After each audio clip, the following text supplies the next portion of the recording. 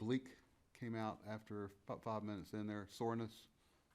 Wanted to keep throwing, but decided to shut him down at the start. That's really the only physical thing out of today, just so you know. With Trevor May, sounds like it's been quite the journey for him to try to get here. Do you guys have... Seth was right there with him. Yeah. Do you have an update or a thought on when Trevor will be here, though? He's here. Oh, He made it, He got here. what I'm told. Okay. They're doing the intake and the physicals and all that stuff, what I'm told. We were talking to Lindor earlier, and he mentioned a conversation he had with you about... He told y'all what we talked about? Oh, yeah. Go ahead and say it again, though, anyway. Pardon? Go ahead, you can tell us too if you like. Oh, let's see if it matches up. Come on. But he mentioned that you had said something about the fans want a reason to cheer for you, want a reason to love you, and that resonated with him. I guess I know you weren't here last year, but what did you think about his first year here, and why did you think that that was kind of an important nugget to pass along to him? No, we just wanted to, I'm pretty close to best about conversations I have behind a door with players, but, it's, if you look at his season compared to other shortstops in baseball, and there were periods when he was, so let's don't act like, it wasn't, there were great expectations, obviously, because of, commitment and the things he's done in the past. But I think from my standpoint, actually he stole my thunder because he kind of beat me to some things I was going to say to him. So it kind of, we were on the same page with that going in, made it easy. And, he's got some help. I think having Robbie back, the additions of Escobar and even obviously Canna and Marte, it's just, it kind of takes a little bit of that constant focus, but just needing to be our shortstop. If he brings that, anything else he wants to bring, the last thing anybody here is going to do is try to put a thumb on some personality or something. I want him to be himself, and trying to get me a pair of those green shoes, I'd look pretty fast in those things. But he, no, I wouldn't. No, it was good. I enjoyed it. In fact, he kind of beat me to the punch with a lot of things, and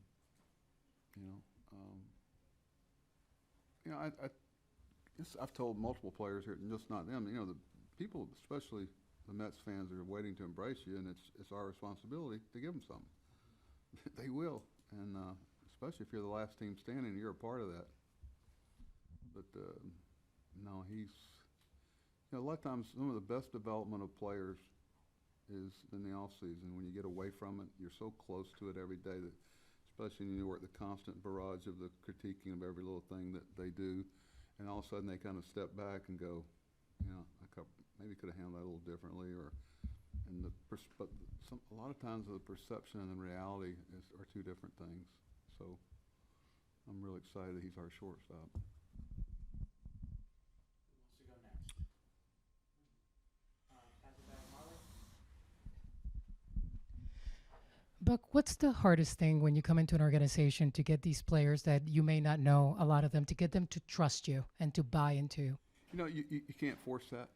And people think that you can have one conversation. It's not what you say. It's kind of like the meetings that we've had with a group. Really short.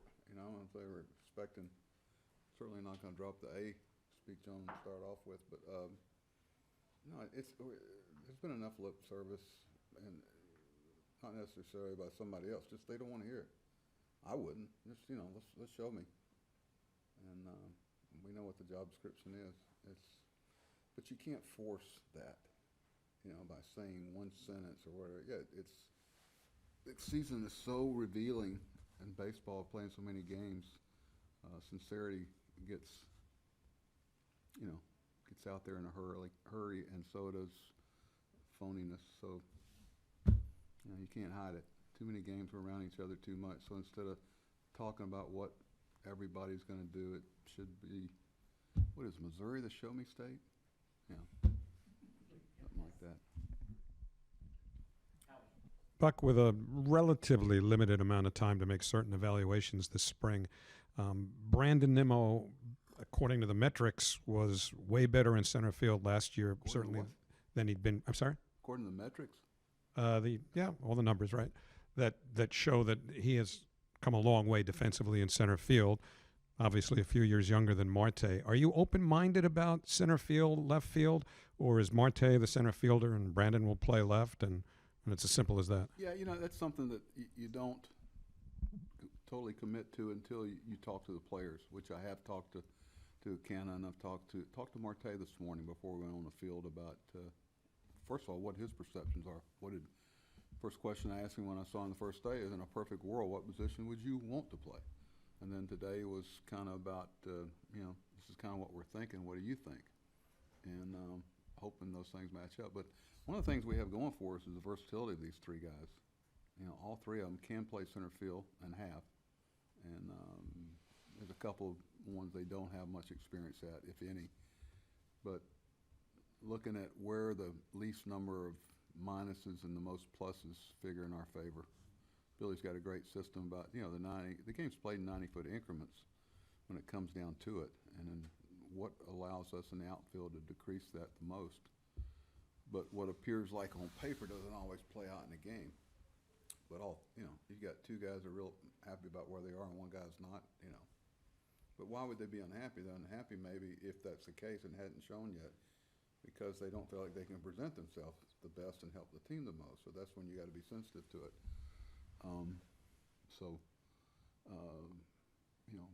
It's comforting for me to know that, with those 2-3 day injuries that we've got multiple people that can play in multiple places.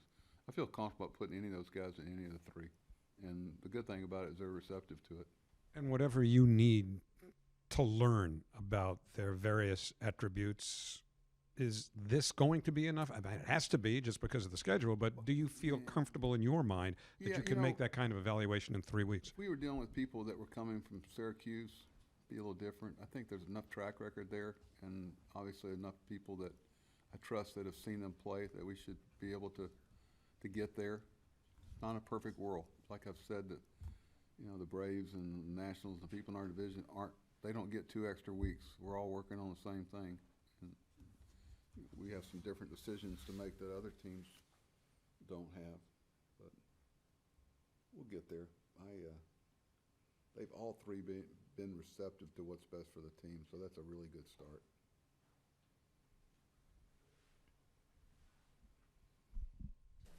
What are your plans defensively for JD Davis? Mm-hmm. He's gonna work mostly at third base, some first, maybe some in the outfield. Going to kind of move it around a little bit initially, but it's like Howie said. I'm not sure if there's enough time to get that look and feel confident about it, but there's some track record there too. So I think we'll move him around, and the DH is going to be working our favor with JD too. Are you thinking maybe he's a 4 corners guy, or maybe not quite that many spots? What, right field?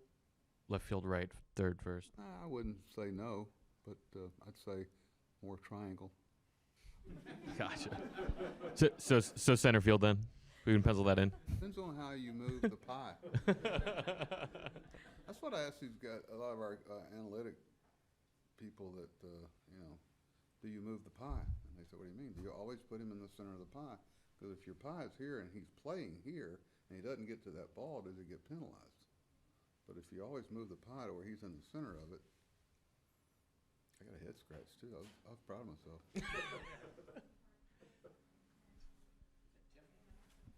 You mentioned yesterday that having Robbie back would be good for your clubhouse after what happened last year. I'm wondering, you weren't here last year. What is your impression of what the clubhouse dynamic was? Certain calmness, a little, when Robbie kind of goes, he has a way of talking to people that doesn't, it's just sincere.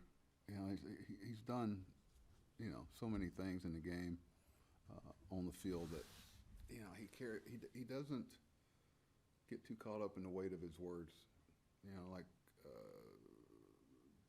the pull and the power, so to speak, his words carry. He doesn't get drunk with them. He doesn't just say, hey, I can say anything, everything. He picks what he says and it's a different message for different guys. I don't think people quite grasp a lot of times the things that he's good at in the clubhouse. And we've had 2 or 3 conversations where it started. Robbie's really going to help with this, you know, and he's kind of under the radar with that. He doesn't have to show everybody how, you know, he wants to play. I can tell this is really, he's maybe one of our happiest guys in camp. You think about everything that, and he'll be the first to tell you it was self-inflicted, but you can tell him being away from this really has put him in a good spot this spring. Let's hope we can keep him on the field. On a different topic, you mentioned the DH. How does that affect how you've managed in the NL and AL before? How does that affect how you build your bench? Kind of how deep you want your bench to be? What kind of guys you want on your bench? Yeah, in the past it's been a different construction for me anywhere. It's in the bullpen and on your extra players, and that's changed drastically now. So how you look at it is different.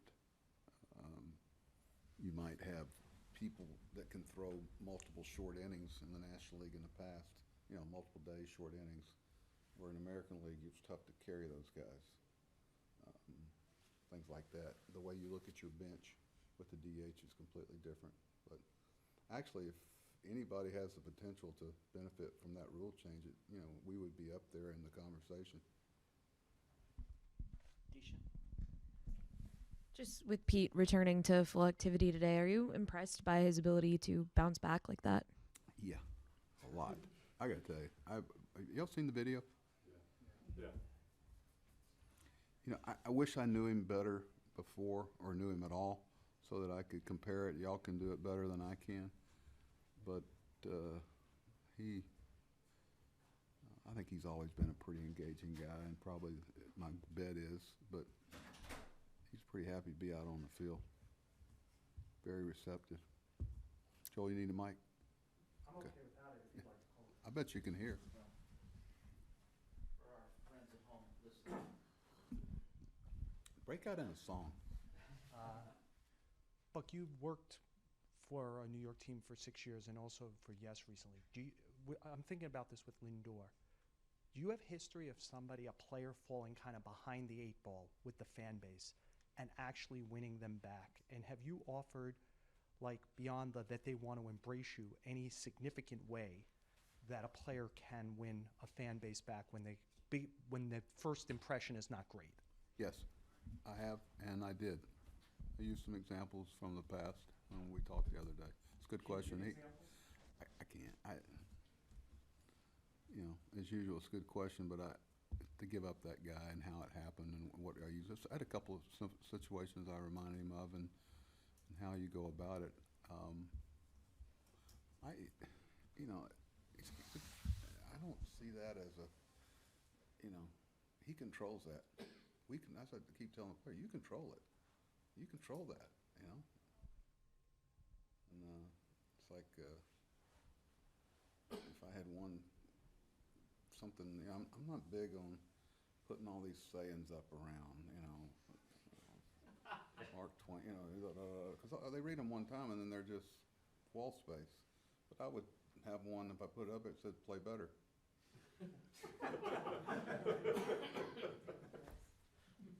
It is. I mean, really, you control it. Play better. And no place can turn the page on that better than where we play. But you control it. You know? It's like, you know, you try to, through the process, eliminate sympathetic ears. You know, you'd love to get to the point where, well, let me go talk to Pete. He'll listen. He don't want to hear it. Let me go talk to, Robbie don't want to hear it. Let me go. And after a while, it's just, you know what? I guess I got to go play better. All right? Mike, you all right? Yeah. I'll get it this spring. I hope I don't get it.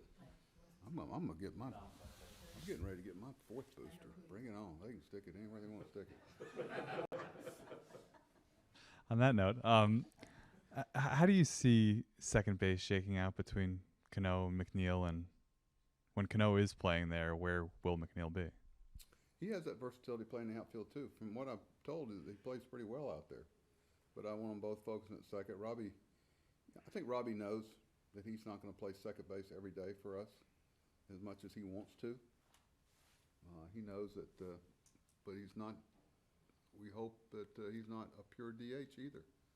And I think there's a potential for him to play some first base if needed. Wouldn't put him in the outfield, but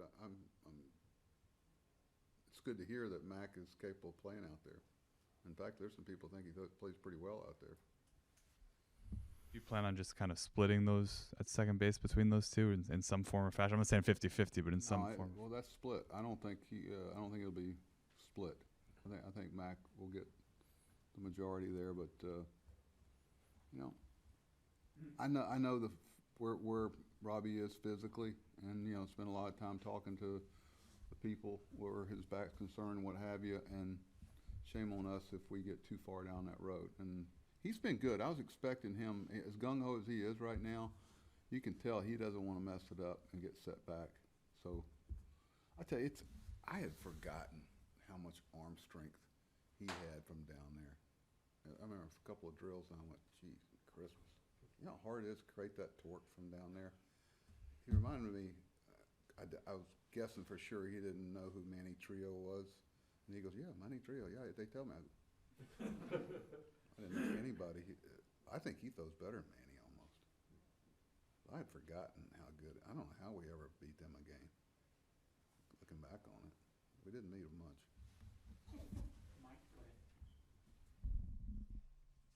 We talked to Taiwan Walker a little earlier. Just made it sound like maybe he's a week or two behind. I mean, is that kind of how you view it, or? Did he say a week or two behind? Yeah. He did? Did he? He said exactly a week behind? What did he say, a week? A week or two. Okay. Hope it's, I'm sorry, Mike, your question was. I mean, is that the way you view it? I mean, do you No, think? you know, it's like Carlos, you know. He and Ty, we'll see where we get with those guys. We're approaching it like, you know, they're close. It may be as simple as the length of their outings aren't there early on. The question is, do we want to have them continue to pitch somewhere else to get stretched out, or start them with you know, a 3-inning stint or something? You know, if we're at 17 man pitching staff, yeah, we could probably do that. Have they what's the latest about the size of the roster and the size of? I think the 13 is in play. Only 13 pitchers. Hopefully, as of now. I'd rather go to 12, personally. I'd rather go to 11. I would. Not 11. I'll take that back, 12. Would it be 11? Would it be fair to say that those guys are questionable for the start of the regular season, but you're hopeful? I'm hopeful, but I'm not going to put questionable by it yet. All right, let's go back there. Pat, just take the mic if you would and ask the question. Do you know what the plan is with Dom Smith defensively yet? Is he a first baseman, or do you plan on playing him in the outfield a little bit because he played quite a bit in left last season? Both. You know, with the DH being a factor, Dom can hit. Dom's going to have a good year. A lot of guys have been here in the past, whatever. He got undom-like some last year, and I think I can tell even just his body language and how quick, you know, how engaging he is. He's in a good frame of mind right now. I wish I had more to compare it with, but a lot of people have told me that. He'll see some time there. And that's another problem with the length. You know, when we say time, we're talking about 2 games. I mean, nobody's that good an evaluator. But if that's the frame we have, but it's obvious to me that he can play first base, but so can Pete. But it's a good problem to have. Joel, finish up with you. Buck, your history is you like to educate yourself about your players, who they are, just as much kind of thing. What's the fine line between that and not prejudging? And again, I'm thinking about someone like Lindor. Whatever you heard, trying to know as much as you can, but trying to like look at it with your eyes as opposed to anything you heard. Well, that's a good point, because the guys that I talk to are people that I know liking. You know, I talked to Tito, talked to a couple of people, just that I didn't want to have that negative vibe going in. You know, I told you, I want coaches and people that like players. You know, I tell the players, you can come in here for our meeting in the morning, because I'm just not going to But I've tried to keep a real open mind about it. You know, start fresh. I think I felt he would react well to that. I would want to if I was him. But you know, if I'd been here all year last year and saw some of the things that I've heard about, then you try to identify how it got there, and then is that still here, or is it somewhere else, or has the potential to develop again? We go back to that same thing: play better. Play better. Play better. That's the way it works. And I've I was talking to Sandy about it the other day about, we act like this team was in first place for a long, long time. And just to say that, oh boy, what a bad year. It was some really good moments, okay? Just need to try to be more consistent with it, carry it out, finish.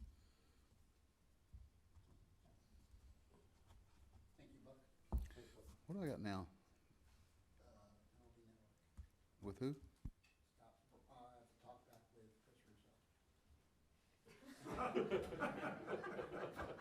Emphasis on talk back. You hate me, don't you? Yeah. What happened to DeRosa? I thought we were doing it with Mark. He's here too, but I'm not sexy enough for him.